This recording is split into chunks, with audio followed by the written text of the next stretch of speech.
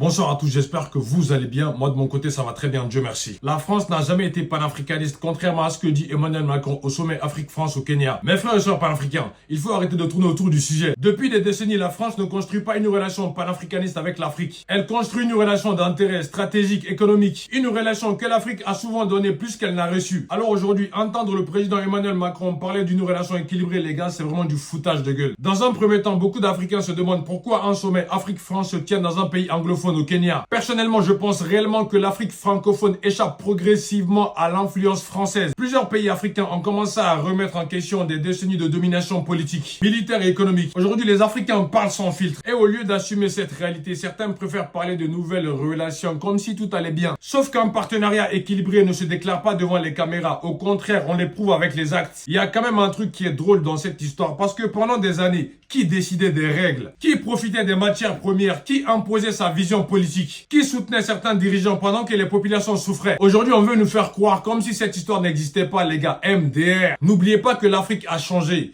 Les mentalités ont changé. La jeunesse africaine a changé. Elle ne veut plus être traitée comme un peuple sous tutelle. Elle ne veut plus qu'on parle à sa place. Mais surtout, elle ne veut plus de relations à sens unique. Et la vérité dans cette histoire, c'est que la France n'a pas tourné le dos à l'Afrique. C'est surtout l'Afrique qui commence à prendre ses distances avec la France. Parce que pendant longtemps, on nous a fait croire que l'Afrique a besoin de la France pour avancer. Sauf que de nos jours, beaucoup comprennent une autre réalité. La France aussi a besoin de l'Afrique. Économiquement, politiquement et géopolitiquement. Et perdre cette influence représenterait une crise énorme pour certains intérêts français. Voilà pourquoi la France insiste autant sur la notion de partenariat gagnant-gagnant. Sauf que les Africains veulent désormais des partenariats clairs, respectueux et équilibrés. Pas des accords où l'un gagne tout pendant que l'autre reste dépendant. Et aujourd'hui, l'Afrique a le choix. La Chine, l'Inde, la Turquie et les pays du Golfe, les gars, sont tous là. Le monde a changé et l'Afrique n'est plus enfermée dans une seule influence. Mes frères et sœurs, il y a une scène qui m'a choqué dans cette histoire et je pense qu'il a choqué pas mal de personnes. Pendant un échange sur la culture africaine au sommet Afrique-France, les gars, Emmanuel Macron, le président français, monte sur scène.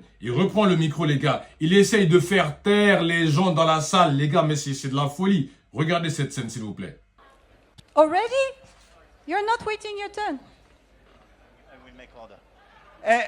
Excuse me, everybody. C'est de la folie. Hey! I'm sorry, guys. But it's impossible to speak about culture, to have people like that super inspired coming here, making a speech with such a noise. Mais il se prend pour qui? Il pense qu'on est encore à l'époque coloniale? De quel droit un président étranger vient faire la morale à des Africains sur leur propre continent? Imaginez maintenant l'inverse, s'il vous plaît. Imaginez un président africain qui vient à Paris qui décide de recadrer le public français. Le scandale serait immédiat et mondial. Mais quand cela concerne l'Afrique, certains pensent encore pouvoir agir comme des supérieurs. Et c'est précisément cette mentalité que beaucoup de jeunes Africains rejettent aujourd'hui. L'Afrique n'a pas besoin d'un maître, l'Afrique a besoin de respect. Ce qui est encore triste et pitoyable dans cette histoire, Donald Trump, tout le temps, il se fout de la gueule d'Emmanuel Macron, les gars, mais même un mot, il n'ose pas le dire. Mais quand il est en Afrique, il se prend pour un maréchal. Redescend, Emmanuel, redescend. Aucun dirigeant étranger ne viendra impressionner les Africains sur leur propre continent. C'est terminé, ça. Les peuples africains parlent, les réseaux sociaux exposent tout, la jeunesse refuse de se taire. Et surtout, elle n'a plus peur. L'Afrique ne demande pas de charité, elle demande de la dignité, le respect, l'équilibre et une vraie coopération. Le futur des relations entre l'Afrique et la France dépendra d'une seule chose. Est-ce que la France acceptera enfin une relation équilibrée? Ou continuera-t-elle à s'accrocher à un vieux système que le peuple africain rejette de plus en plus? Prenez soin de vous, qu'Allah vous protège.